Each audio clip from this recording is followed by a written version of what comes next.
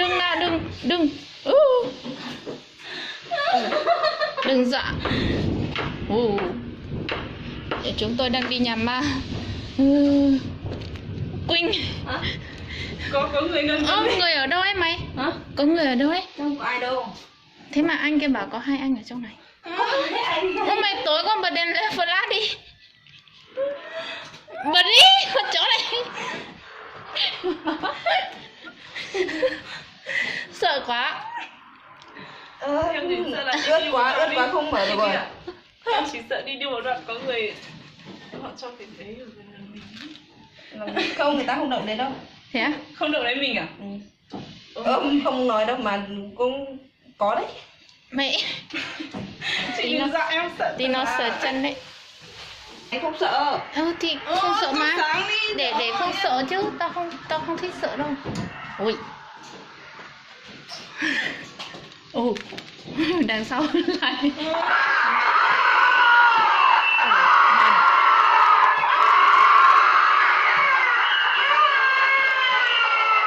Đây này mọi người ơi. Đi. Chị có người gần mình.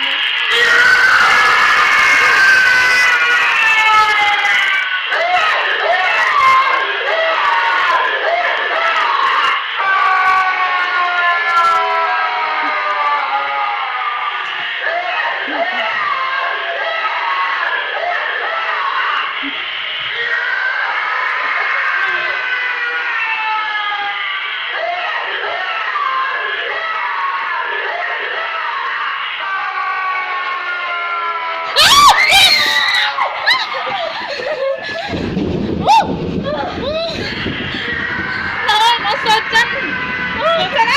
Nó kéo chân chị.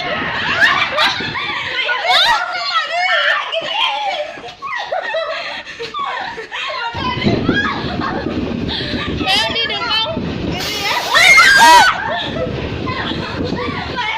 Đi quay lại đi mày ơi, tôi sợ. Đi qua đây là hết rồi. Ôi trời ơi, nó sờ chân thật. Ôi trời ơi.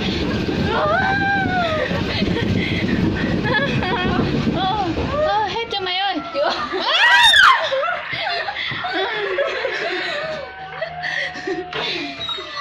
Tao chỉ sợ nó sờ chân tao thôi.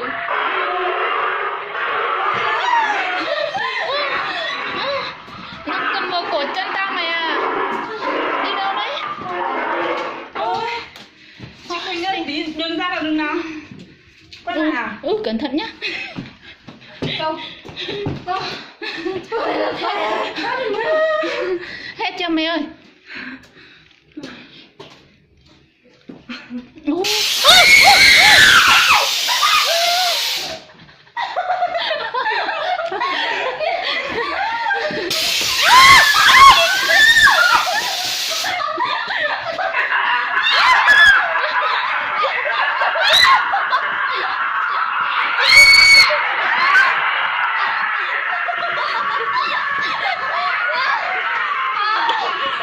Qua rồi.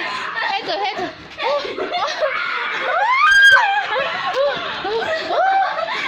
Mày rồi. Qua khỏi rồi.